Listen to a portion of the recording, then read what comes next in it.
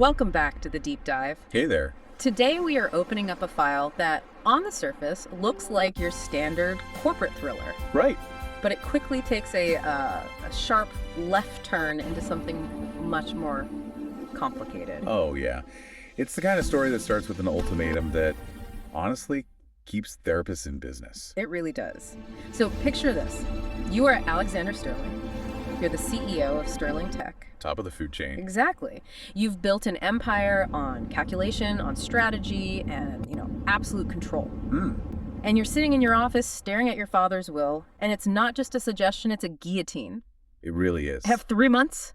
3 months to get married, or you forfeit control of everything. Sterling Tech. Yeah. Gone. It creates this immediate pressure cooker. It's the classic inheritance clause setup, and it's a staple for a reason. It forces a character who lives by logic to engage with something that defies it. Relationships. And Alexander is not exactly the type to, swipe right on a dating app.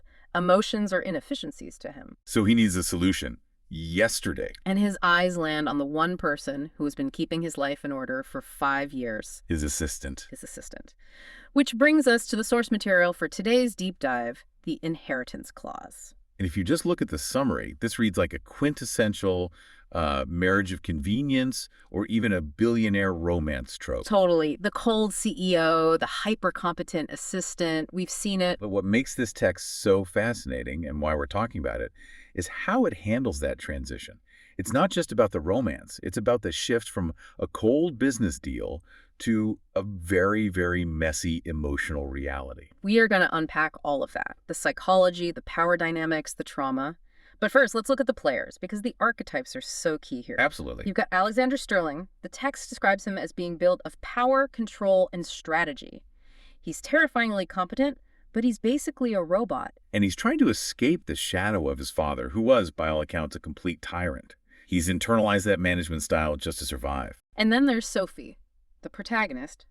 His assistant for 5 years, described as poised, intelligent, unshakable. She's literally the only person he trusts. She anticipates his needs before he even has them. But before we get too deep into Sophie, we have to address this really funny quirk in the source text. Did you catch the identity crisis with her last name? Oh my gosh, yes. It is a continuity nightmare. Right. 1 minute she's Sophie Whitmore, then a few chapters later it's Sophie Whitaker, then suddenly she's Sophie Laurent. I think I saw Prescott and Carter in there too. It's like the text couldn't decide which heroine name sounded the most professional. Exactly. It's a little hiccup, but for our deep dive, let's just call her by her primary identifier. The assistant. The one woman who can stand toe-to-toe with him. Okay, so our mission for this deep dive is to see how the inheritance clause uses this fake marriage to explore much deeper themes. We're talking trauma recovery, corporate maneuvering, and this really beautiful idea of found family. So, should we start with the proposal? And I use that term very loosely. Oh, proposal is generous. It's a board meeting with a ring. It is so dry. Alexander is in his office, just spiraling about this will. Sophie walks in with his coffee black, no sugar, because of course. Joy is inefficient. Exactly. And he just looks at her, not with love, but with calculation. He realizes she's perfect. Not because he wants her, but because the board respects her. And she knows where the bodies are buried, so to speak. So he just asks her, how would you feel about a raise? And Sophie's reaction is so good. She's cynical. She thinks he's going to ask her to work the weekend or something. She's bracing for more work, not a wedding. And then he just drops the bomb. A marriage. He's deadly serious. He explains the will, the deadline, all of it. And this is the hook. It is. Most people would run. Or just say yes because they're intimidated. But Sophie, she sits down, crosses her legs, and she starts to negotiate. It's a pivotal moment. It establishes that the power dynamic is not what you think it is. She realizes she holds all the cards. He has the money, sure, but she is the solution. She pulls a total power move. She says, okay, I'll do it, but here are my terms. Yes. First, double my salary. Second, a seat at the table on major corporate decisions. No more fetching coffee. And my favorite part, a penthouse of my choosing when it's over. It's brilliant. She's securing her future both financially and professionally. She's not a kept woman. She's an equal business partner. She's treating this marriage exactly like he would. As a contract. A contract. And Alexander agrees, like immediately. And I think that's so significant. He doesn't get offended. He respects it. That ruthlessness reminds him of himself. Yes. But then comes the handshake. They sealed the deal. And the text says, strange current passes between them, something electric. And there it is. That's the signal that the strictly business boundary has already been breached. Intellectually, they think it's a contract. Physically, their bodies are reacting. It's the first crack in the facade. The classic romance foreshadowing, right? Your brain says business, your pulse says trouble. Precisely. So the deal is signed. Sophie is now the fiancé, but now they have to sell it to the hardest audience imaginable. His family. Alexander's family. And let me tell you, the Sterling family dinner makes a root canal look like a spa day. This family is toxic with a capital T. It's a snake pit. The siblings, Lucas and Victoria, they aren't just mean. They represent the living, breathing trauma caused by the father. Victoria is. Wow. She's the archetypal hostile sister. She takes one look at Sophie and accuses her of calculating the best angle to get the fortune, calls her a gold digger right to her face. It's pure projection, isn't it? Victoria's the one always calculating, so she assumes Sophie must be too. And Lucas isn't much better. He's just cynical. He looks at Alexander and just sees their father, the old man. He calls him the new tyrant. And it's brutal. They're just tearing into him. And normally the assistant character would just, stay quiet? Keep her head down, yeah. Don't rock the boat. But Sophie speaks up. This is a critical defense. She looks him in the eye and says, I believe in the man he is, not the name he carries. That line chills. The man he is, not the name he carries.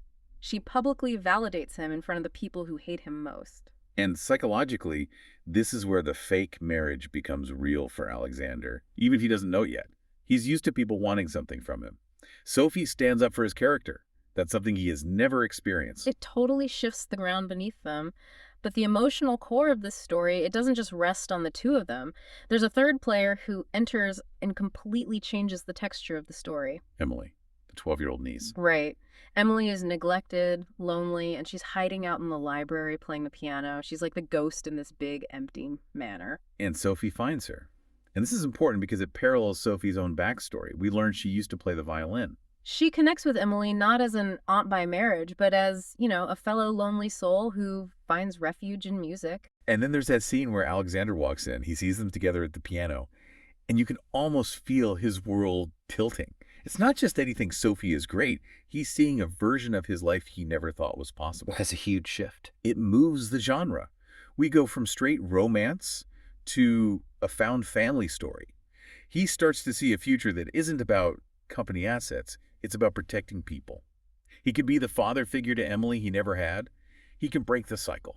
It's a beautiful progression. But of course, just when things are getting cozy, we need some external drama. You can't have a billionaire romance without a fancy gala and some mean society ladies. Enter Lady Eleanor Kensington. She corners Sophie, questioning her background, implying she's trash. And Alexander steps in. And he doesn't just politely excuse her, he gets possessive. He shuts Lady Eleanor down hard. He surprises himself with how defensive he gets. It's that instinct to protect what is mine. But it's evolving from protecting an asset to protecting a partner. It's driven by emotion, not strategy. But Lady Eleanor is just a nuisance. The real threat, that comes from the media. The crisis moment. The leak. Someone gets a hold of the prenup. And the press goes wild. Headlines branding Sophie a gold digger, the marriage a sham. It's a complete PR disaster. And the board of directors panics. They don't care about Sophie. They care about the stock price. So they demand Alexander cut her loose. This is the moment of truth for him, the all is lost moment. Does he choose the company, the whole point in this marriage, or does he choose Sophie? And he chooses Sophie. He tells the board, flat out, Sophie stays. It's a complete rejection of his father's transactional mindset. He's prioritizing the person over the profit. But they still have this massive PR problem. So Sophie, being the strategist she is, comes up with a plan. She suggests they rewrite the narrative. This is such a clever twist. She suggests they fake date. Which is hilarious. They're already married. Yeah. But they agree to perform this whole courtship for the public to sell the love story. And it's the perfect excuse to do all the romantic things they were too repressed to do anyway. They go on dates, they hold hands for the cameras, and of course that's when they actually fall in love. It's the fake it till you make it strategy for romance, until real life hits them like a freight train. The fantasy dissolves when Sophie's mother has a stroke. The boardrooms, the galas, the contracts, all of that just falls away. Sophie's just a terrified daughter. And Alexander drops everything to be at the hospital. And not just sending flowers, he is physically there, holding her hand. And in the quiet of that waiting room, he confesses his biggest fear. That he's becoming his cold-hearted father. That's the ghost that's been haunting the whole story. Hmm. The fear of inherited trauma. He thinks his bloodline condemns him to be unlovable and cruel. And Sophie looks him in the eye and tells him, "You're nothing like him." She promises to stay. Not for the contract, not for the penthouse. For him. And that's the moment the contract effectively dissolves. Their choice to be together is what's binding them now. But there's one more relationship he has to fix. His brother, Lucas. Right. And Sophie mediates this, which is crucial. She doesn't just fix Alexander. She helps fix the system around him. She facilitates a truce. It's a huge breakthrough. Lucas admits he feels oppressed. Alexander admits he was only trying to protect Lucas from their father's legacy by taking on all the burden himself. They actually talk. They agree to move forward together. The sibling bond starts to heal, which is necessary for the found family theme to really resolve. Which brings us to the grand finale. The vow renewal. Which is a public ceremony to cement their love story, but privately, it's very, very real. And Alexander has a surprise, and normally in these stories, it's a giant diamond or a private jet. But this is so much better. It's a legal document. He gives Sophie adoption papers for Emily. I know. I honestly teared up. He officially makes Emily their daughter. It's the ultimate commitment. It is. And he also gives Lucas a vice presidency and a seat on the board. That's huge. He's sharing the power. He's dismantling the dictator model his father built and actually trusting his brother. So the story ends with this realization that the inheritance clause, this thing that was supposed to be a trap, it actually resulted in a legacy of love, not just wealth. It deconstructed the whole concept of inheritance. He didn't just inherit a company. He inherited a chance to break the cycle. He used the clause to build a home. Such a satisfying arc. So what does this all mean for us? Why do we love these stories of fake dating and marriage contracts so much? Well, I think we're fascinated by the intersection of duty and desire. But this story, it raises a really provocative question about how we handle relationships in the real world. Oh, what's that? Well, think about it. Sophie and Alexander started with a contract. They had clear boundaries. I get a penthouse, you get a wife. It was all explicit. Yeah. And I just wonder, do clearly defined boundaries and terms actually create a safer space for real love to grow than the, messy, undefined romance we usually go for? Wow, that's a really good point. Because they knew exactly where they stood, they felt safe enough to break the rules. Precisely. The contract became the safety net that allowed them to jump. Yeah. In modern dating, we rely so much on vibes and unspoken assumptions. Maybe there's something to be said for laying your cards on the table from day one. Huh. There's something to chew on.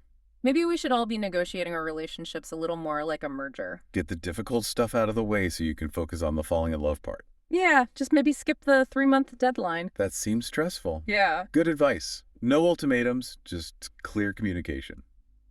That is all for today's deep dive into the inheritance clause. Yep. We hope you go out there and find your own penthouses and board seats and maybe your own found family along the way. Thanks for listening.